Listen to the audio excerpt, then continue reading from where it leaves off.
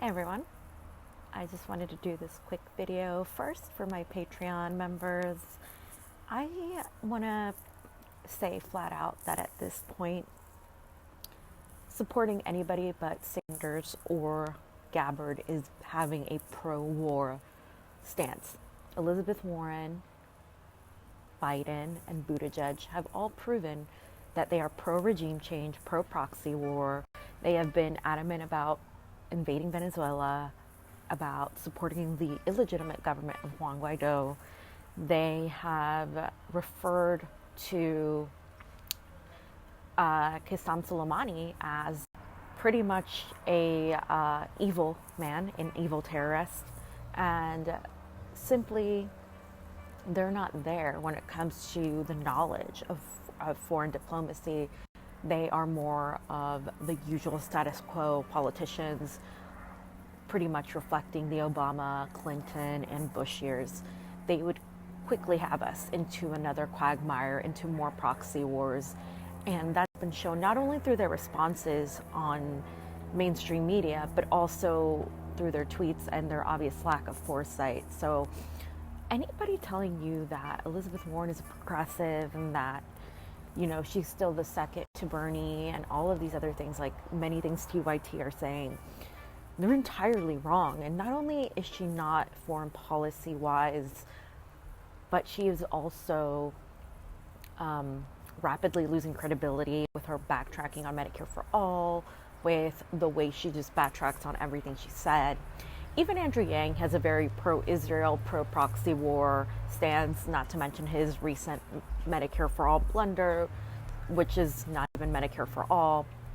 So bottom line right now, if you want a for the people, pro-peace sort of stance, you need to vote for Bernie Sanders or Tulsi Gabbard. I mean, those are the only two options right now. So I just wanted to say I take real irritation with people like Emma still trying to make this whole Bernie Warren argument, people like Jank, and the mainstream media trying to equate Bernie Sanders to Elizabeth Warren, because she has just, you know, pushed herself so far away from the progressive movement, and she's going over there having these rallies where it's so self-focused. It's not about, you know, the issues. It's more about her selfies and you know, and just it's just really out of touch. And we can even look at trade policy as to how she completely contradicts Bernie Sanders on that. And frankly, the Bernie Sanders campaign would do better to put themselves with somebody more like Gabbard. I'm not saying it has to be Gabbard, but out of any of the candidates there, she is the most likely to help lead Bernie into victory with those independent, Republican, Libertarian, whatever votes she gets. She's getting a lot of votes where people don't like labels.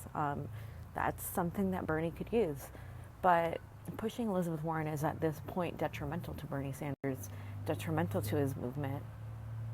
It is kind of keeping a hold of the grassroots to the establishment. It is a way the establishment is keeping a hold. Supporting somebody like Warren is pretty much the same status quo as supporting another neoliberal.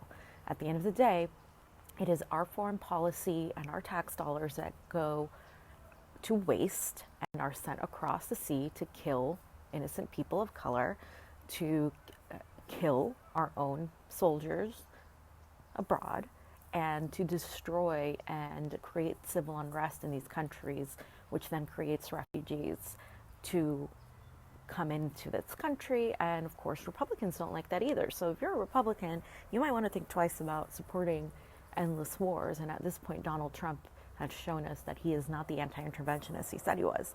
So if you're pro-peace, pro-war, two options. You have Bernie Sanders and Tulsi Gabbard. Other than that, there are no other candidates. And I mean, bottom line.